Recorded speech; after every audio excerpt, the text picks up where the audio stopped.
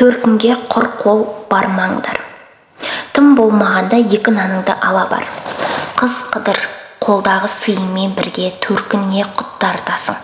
Ырыс молаяды, қызбен бірге қосақтап келеді. Сондықтан қазақ төрін қызға берген.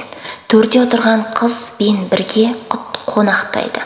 Осы сөзді ешқашан ұмытпаңдар дейді анам. Ешқашан төркінге құр қол бармаңдар дейді. Біздің кезімізде төркінге бару өте қызық еді.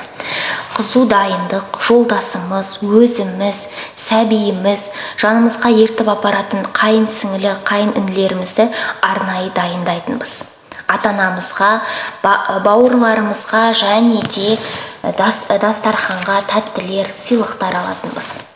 Жолға шығатынымызды апта бұрын хабарлайтынбыз. Олар қуанышты хабарды алған соң ерекше дайындық бастап кететін. Төркіндегі барлық туысқанды жинап, кең дастархан жаятын. Оларға шама-шарқына қарай сый-сияпат жасайды. Ең жақын дегендерімізге дастархан жасап қонақ шақыратын. Қыз ата-анасына, күйеу баласына, қызына арнайы сыйлық береді. Қызғалдақтай қыз аялап бақытты етіп жүрген күйеу баласына шама-шарқы жеткенше ат мінгізеді. Ал қыздарына, аттарына кір келтірмей жүрген қыздарына бұзаулы сиыр немесе қозылы қой береді. Мұндай өзіндік ерекшелігі мәні бар. Тұрмыстағы қызға ешқашан еркек мал бермеген. Бұл мал қызға береке дарымайды.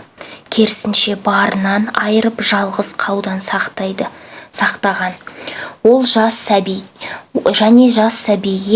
бәсір аттап кетерінде жетектетіп жіберген. Сонымен қатар құтты қонақтардың шашбауын көтеріп келген қонақтарды да өзіне жарасымды сыбағасын, сый-сияпаттарын мен жіберген.